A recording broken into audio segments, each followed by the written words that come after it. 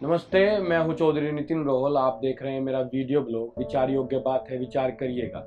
अगर मैं कहूं कि किसी गांव की 80% आबादी चिकनगुनिया, अस्थमा, आंखों की बीमारी व अन्य जानलेवा बीमारी से ग्रस्त है, तो यह किसी महामारी से कम नहीं होगा। उत्तर प्रदेश का एक गांव जिसमें लगभग 540 घर हैं, उसमें रहने वालों की संख्या 2011 की जनगणना के अनुसार 3200 है।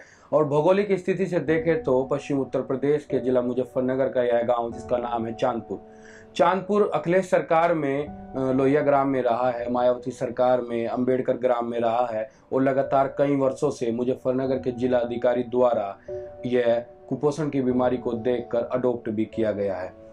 40 साल से जिस गांव में आयुर्वेदिक रूप से रोजाना 300 से 400 लोगों का देश विदेश से आए पथरी की बीमारी का इलाज निःशुल्क होता हो। इतना ही नहीं, गांव से ही डॉक्टर रविकांत, जो कि यश भारती और पद्मश्री पुरस्कार से सम्मानित हैं, भारत के सबसे बड़े अस्पताल एम्स ऋषिकेश के डायरेक्टर भी हैं। चांदपुर गांव मुजफ्फरनगर से 4 किलोमीटर की दूरी पर है और सामुदायिक स्वास्थ्य केंद्र मखियाली से मात्र 1 किलोमीटर की दूरी पर है, और जो कि जिला चिकित्सालय से 5 किलोमीटर की दूरी पर है। गांव वालों के अनुसार लगभग 25 से अधिक लोगों की मृत्यु कैंसर और अस्थमा जैसी भयानक बीमारियों से हुई है, जबकि लगभग 100 से अधिक लोग अभी भी गंभीर बीमारी से प्रभावित हैं। गांव वालों का आरोप है कि उनके गांव के पास 2 पेपर मिल है, जिस कारण यह समस्या उनके गांव में बड़े स्तर पर जन्मी है।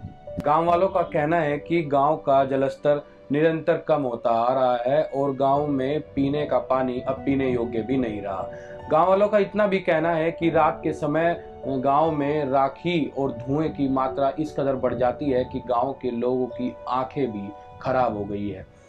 मिल से निकलने वाला गंदा पानी, जो नालों से गंदा पानी निकलता है, वह भी इस कदर प्रभाव डाल रहा है कि बीमारियां दिन प्रतिदिन बढ़ती ही जा रही हैं। अब आवाज उठाने की बात करें तो छोटे दरवाजों से लेकर बड़े दरवाजों को भी खटखटाया जा चुका है। गांव की ही एक युवा टीम है जिसने एक पत्र लिखा। वो पत्र क्या है मैं आपको सुनाता हूं। उसमें लिखा है कि गांव के आसपास फैक्ट्रियों के प्रदूषण के कारण गांव में अल्सर, कैंसर और आंखों के रोग व कम उम्र के बच्चों के बाल जल्द ही सफेद हो रहे हैं। यह पत्र मुजफ्फरनगर के जिलाधिकारी, क्षेत्रीय विधायक, सांसद, मानवाधिकार आयोग, प्रदूषण मंत्री, केंद्रीय प्रदूषण निगम बोर्ड, जल निगम अधिकारी, मुख्यमंत्री कार्यालय तक भेजा गया है।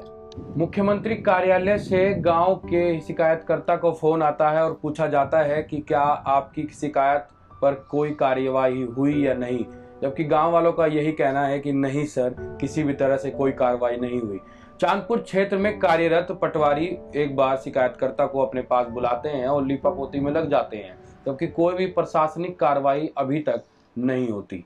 यह बात इसलिए भी विचार योग्य हो जाती है क्योंकि हमारे प्रधानमंत्री नरेंद्र मोदी आयुष्मान भारत जैसी अनेक योजनाएं चला रहे हैं, लेकिन बीमारियां कहां से बढ़ रही हैं इस पर विचार करना कोई नहीं चाहता।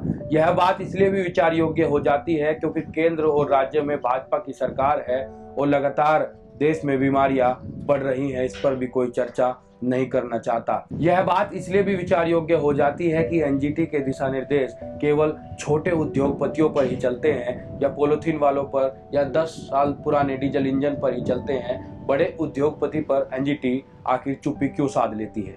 मैं हमेशा से कहता हूं कि हमारे देश में 4G नेटवर्क भले ही आ गया हो, लेकिन अगर देश का सिस्टम 2G की गति से भी काम करने लगे तो न ही तो कोई बच्चा अनाथ होगा और न ही कोई माता पिता अपने जवान बेटे को खोएगा। अगर आपको मेरा वीडियो ये अच्छा लगा, मेरा ब्लॉग अच्छा लगा, तो इसे शेयर करिएगा। आपके पास भी अगर ऐसी समस्याएं हैं तो मुझे संपर्क करिएगा। मेरा ईमेल अकाउंट लिख लीजिएगा ni3phelwan@gmail.com। अगर आप मेरा ये वीडियो YouTube पर देख रहे हैं तो मेरा चैनल चौधरी नितिन रोहल सब्सक्राइब करिएगा। अगर आप मेरा ये वीडियो Facebook पर देख रहे हैं तो मेरा पेज लाइक करिएगा और कमेंट सेक्शन में बताइएगा कि मैं किस तरह की समस्याओं पर अपनी आवाज को बुलंद कर सकता हूँ। धन्यवाद।